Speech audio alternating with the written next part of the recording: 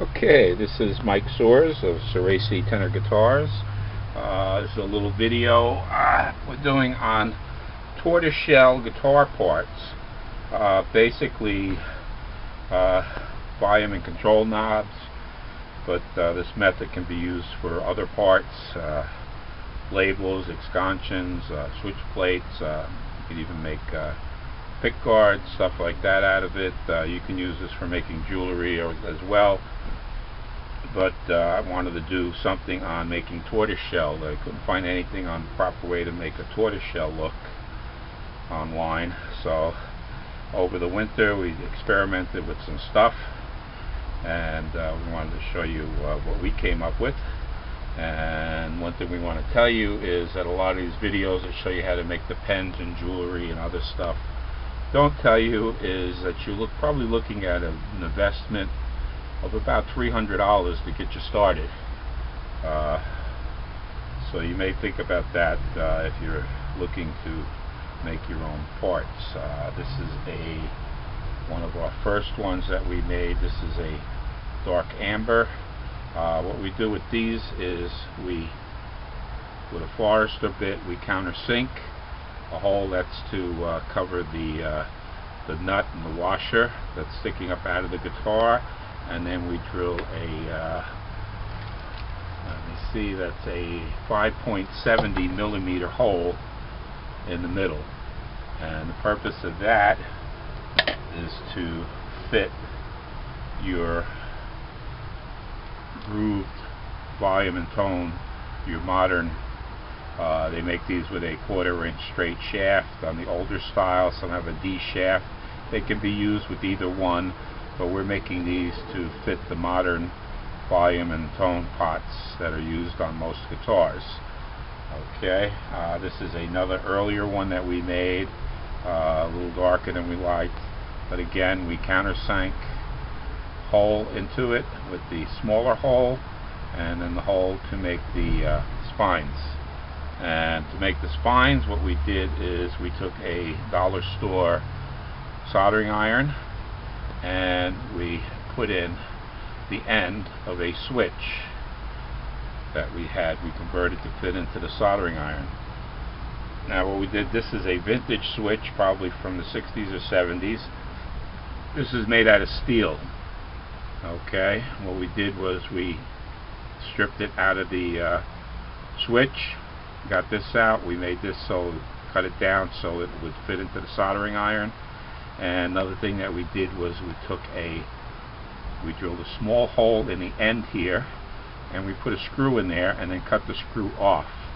And the screw is so that these two prongs, because there's a slit cut in the middle, okay, for tension, and so that when you heat this up, this doesn't collapse on you and go in.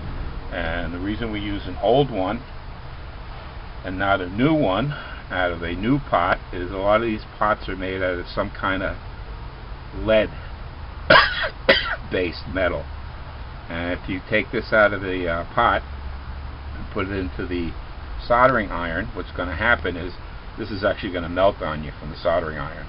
So you need to find an old one, either a brass or steel spine piece to make your ridges. So again, we drill our smaller hole, we heat this up, plug it in, heat it up, and this gets inserted into the smaller hole. That's going to melt your grooves in, and then we pull it out, and that's so that this is going to fit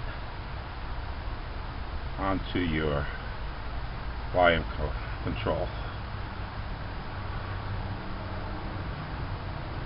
Okay, and these are just some samples that we made. This is a reproduction that you can find online, again in the volume and the tone. We bought a bunch of these, made some molds. What we did was, in order to get the name in there, we used a wood filler stick in white, and we rubbed this across the letters and wiped it off, and that gave us our lettering. You may have to go around in circles with two different ways, but once you get this filled in nice and cleaned, you can lacquer over this, and that will set that thing. Again, we got a nice Tortoise look for a vintage arch top or any guitar, but this is what we were going for, something nice in an amber to brown. This is a volume and tone and a cupcake. This still needs to be finished. We're going to sand them down flat, drill our large hole and our small hole, and set our spines. This is probably about the hardest ones to make. These are your Stratocaster fender style, and again we did in the white crayon, wood filler, and we did the numbers, and this still needs to be sanded and finished down. These are harder to make because of these ridges that run around the end here, the little finger grips, and what happens is it's very difficult to pour these without getting the bubbles into these little spines here. So again, but these are your fender style and the Tortoise, and we also made some oversized strap holders that we molded in the brown and the amber. And what we did with these were we drilled the backs out. This is a anchor bolt in a size 6, and this is half threaded, regular threads. I think there's 32 thread, and then this has a wood thread in a 6 that would screw into the guitar. What we do is we drill the end pins, we epoxy the threaded end into the back and let that dry, and then you got your end pins. This is a copy of a 1930s style radio knob that was used on a lot of early K's harmonies, that usually came in a brown or black Bakelite, and what we did was recasted these in a amber to brown to give a tortoiseshell look. Okay, these are also escutcheon plates. These were widely used in the 30s. Again, these were made for radios, and a lot of the you'll find a lot of early 30s guitars, arch tops mostly, where they have a plate like this that's made out of Scirocco wood, which is a wood putty, and then these were fit over it like that. So this is your 30s style guitar. Then we did a I guess you call them a torpedo or Mae West style bullet shape in the amber to brown.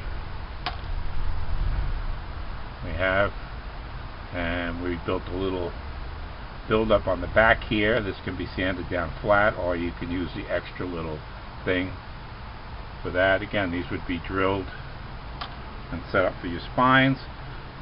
This is an old radio knob that we purchased, and basically did the same thing to this here. It's a nice Art Deco radio knob, and we countersunk drilled into here with a Forester bit, and did the regular drill bit, and then put in the spines using the soldering iron for this here. Now what you can do is, usually when you drill these out, this is going to turn this a whitish color. You can do two things. You can either take a brown marker, lacquer based marker, and paint over that, and that will take a lot of that whiteness out of it. Another thing you can do is you can put lacquer over this. Lacquer will get rid of the white markings on this here.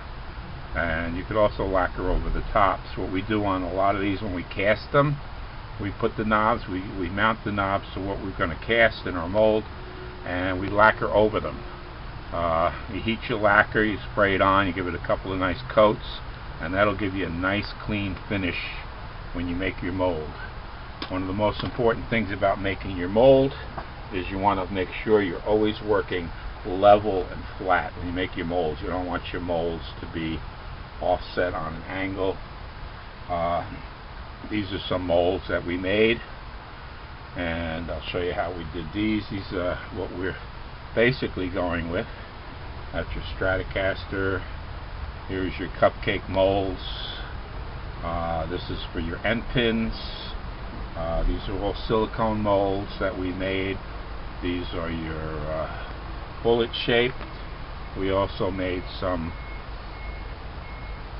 guitar nuts that we make out of into a Tortoise. This is for your escutcheon. We made a little nameplate that we put on some of our guitars. And again, when you're working with the thin stuff like this here, you want to work level, which when making your molds, because when you put this out and you lay it out, you want your acrylic to lay flat into this here. You don't want it thick on one side and thin on the other. So you do want to work level. Not that important on the tuner knobs, but it's a good practice just to make all your molds level if you can. That's the better way to go. Okay, and you could use your spray mold release on these here. Your molds will last longer.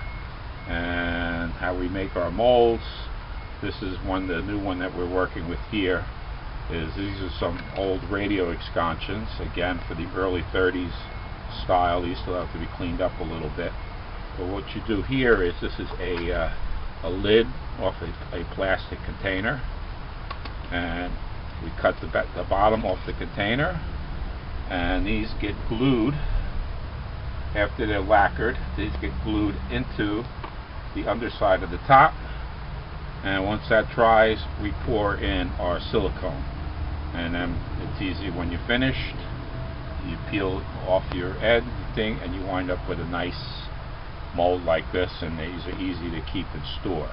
So that's how we make our mold. I mean, you can make boxes and stuff like that, but that's basically what we're doing now to make our molds. Now we use mold starter 15 slow.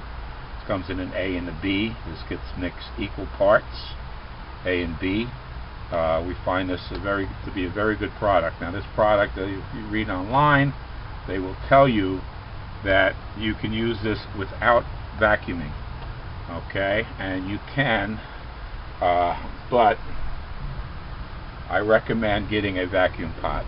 You don't need a pressure pot. I bought a pressure pot. I found that I didn't need it, but you do want to get a vacuum pot. When you make these molds and you pour your silicone into your cups, you only want to fill your cup about halfway and mix it, put it into the vacuum pot. When you vacuum this, you're going to be surprised at the amount of bubbles. This is going to foam almost all the way up and then drop down. But it's a nice product because it gives you time to work with it. But you do want to use a vacuum pot for your making your silicone. You want to get a nice gram scale. Get these online. Again, this is your filler for your filling in your white. I use these little stir sticks here. Get these at the dollar store, and what we use is we use plastic cups. We only mix our stuff in little batches. Okay, you can estimate on your mold. You're going to need a couple ounces your mold. What's nice about the mold is if you don't mix enough of the mold and you want it deeper, you can go ahead and mix a second batch. So if you do 40 grams and you see you need a little more, you can go back and mix another 20 grams, and you can pour that right over the mold before the mold sets. It won't be any problem. So you don't need to overestimate on pouring your silicone or using your rosin. Okay, and what we do with this is we use our scale in our little cups, and we pour our rosin. Now what we found is that there's a lot of pen guys and a lot of different jewelry people online, and they're promoting all these different rosins. I tried about 6 of the most popular ones that they're using online that everybody swears by. To be honest with you, I wasn't too happy with them. I did run across one guy that was actually promoting another product that had used this product for one particular project. And so we gave it a try, and again, this is Mike Soaresy. It's Soaresy tenor guitars. We've been making custom tenor guitars since 1992, about 30 years now. Have a very good reputation. I definitely recommend this product. It's called Liquid Diamonds, Okay, and it comes in 2 canisters. You're going to use 2 parts of A and 1 part of B. So if you use 30 grams of A, you're going to use 15 parts of B. Okay, and what's nice about this too, it's crystal clear and it gives you a lot of pour time. They have some products on there which will cure in 90 minutes, an hour and a half, 2-3 hours. I like to let this stuff cure overnight, but it gives you a nice pour time on this. Again, liquid diamonds, casting rosin. I highly recommend it. Okay, now this is the same product. This is your part B, and what we do here is, because we're working with a lot of different knobs, we're creating 6, 7, 8, 12 at a time. So what we do is we actually take the part B and we mix our colors. This is your dark brown, which we don't use as much of, use more amber. This is a canister of your amber. So this is already mixed for us. The idea behind that is that if you're making 40 knobs all out of the same casting, your brown's going to be the same, your amber's going to be the same. Now another thing that we found, and I don't know where I put it, oh here it is. When we first ordered this stuff, and again we ordered different rosins and stuff, we ordered a bunch of colorants from different manufacturers, different things. They tell you on a lot of these pen sites that you need to be careful about the colorant. In other words, you can't put more than 10% of colorant in, otherwise your rosin won't cure right. The other thing is that a lot of these are not compatible with a lot of the rosins. I didn't try all of these in this particular rosin because I had bad luck with these on some other rosins. So I stopped using these, and these will actually wind up in the trash. But what I did find, because I had in the shop, is a liquid stain color tone, which is made by Mac Guitar Company. Okay, and this is for tinting musical instruments. You can either pre-tint them onto the wood by diluting them and dabbing it on, or you can mix these into your lacquers. And these are more or less a universal colorant, and I had to have this in a vintage amber, and I went with the walnut instead of the tobacco. You can use the tobacco if you want a lighter brown than your tortoise, but I used the dark walnut and the amber, and this mixes very well with this liquid diamonds. Okay, and give you a nice transparent color. If you want less of a transparent color, more of a solid color, Alumilite makes a white dye that will make your castings non-transparent, more opaque, and then you can mix these colors in with that, or you can make any color you want really with this system here, but this works if you want to go and make a more of a non-translucent look or background. Now what we do is, when we mix our liquid diamonds, we use little cups. Again, you don't have to use a lot. We mix little batches at a time because you have a long time for these to cure.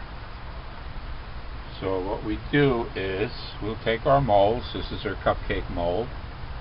We'll mix a little bit, and what we do is we put these molds on an angle, and we'll use an eyedropper. Okay, so we'll mix about 30-40 grams of our brown first. Then what we like to do is we take our eyedropper and we put it in, squeeze it first, put it in, fill up your eyedropper, usually fill up about 1/3 of the way, and we'll put some brown, go back, brown, go back, brown, go back, brown. So we'll fill all of these with brown just on the bottom of each cup here, leaving this on an angle. You usually go on a more of an angle than that, more like a 45. And then what we'll do is we'll let that set. After that sets, we'll take our mold, turn our mold the other way around, okay, and we'll put in the brown again. So again, what we're doing is we're giving you this effect here. You can see on here we have the brown on this side, brown on the other side. What we did here was we used 2 squirts of brown on that side, 1 squirt of brown on that side, and after the brown cured, we laid our mold flat and we filled it with the amber. Now you can go more steps than that if you want. If you want to do just a little drop of brown on each side, turn this a little bit, another little thing of brown, turn a little bit, a little thing of brown, put some amber, go again with brown. You could do this 20 different pours if you want to get more of a mix of tortoise. You can play with it, okay, but the thing is you want to let this dry overnight. Put in your colorant, let it dry overnight, turn it, put in your next color, turn it, put in your next color, okay. And we have found that little round sticks like this work better for mixing your product. You get down at the bottom of the cup, around the sides you get a nice mix. Now you're going to have bubbles in here, a little bit of foam. Again, this stuff gives you a nice open time, so you could actually let this sit, okay, and as you let this sit you will see that your bubbles will rise to the top and this will turn clear, so that then you can make your pour, okay. If you get bubbles after you do your pour and you see bubbles in there, you can take a hair dryer or a heat gun and you can go in there and that'll pop the bubbles, or you can take a toothpick and pop your little bubbles out of there. But it's very good for not getting bubbles. Again, and you work in little batches. You don't have to waste your rosin. If you don't make enough rosin, you go and you make another little batch, and you keep going until you get where you want to be. Now on this here, your little eyedropper, what we do with this here is after we're finished with the rosin, we clean these with acrylic lacquer thinner. Acrylic lacquer thinner will dissolve the rosin that's in them. We clean them off and let them dry. Okay, now I don't know if regular lacquer thinner will work. We didn't have any. We had acrylic. We have a gallon of acrylic lacquer thinner in the shop. We used that. That worked great. I don't know if there's any difference between acrylic and the regular, but what we used was acrylic lacquer thinner. And another thing you can use is you can buy these little bonnets, little buffing bonnets, and use these to buff out the underside of your knobs. Or again, you can just have them sit up here and coat them with clear lacquer, and that'll take that whiteness out of there. And basically you're going to want to use a vacuum pot for your molds. It's going to give you a nice strong mold and bubble free. And another thing that we did was, because we started in the winter, it was a little too cool for casting. What we did was we made a little oven, and this is a little simple product. This is a Napa bucket. You can get a Home Depot bucket. We put in a 25-watt light bulb, and what we do is we set our molds in here. Once we pour in our casting, we lightly put on the top, plug them in, and the light bulb in there, the 25-watt light bulb, will give you a nice even dry heat. So if it's raining out that day, if it's a damp day, that's going to give you a nice dry atmosphere for your pourings. It's also going to keep any dust off of them, so you don't have to worry about when you do your next coat, your next pouring, that you're going to have any dust or anything from the shop that's going to get onto the thing. And again, this is Mike Soares at Soaresy tenor guitars, and it's just a little tutorial on making tortoiseshell guitar parts. Thank you.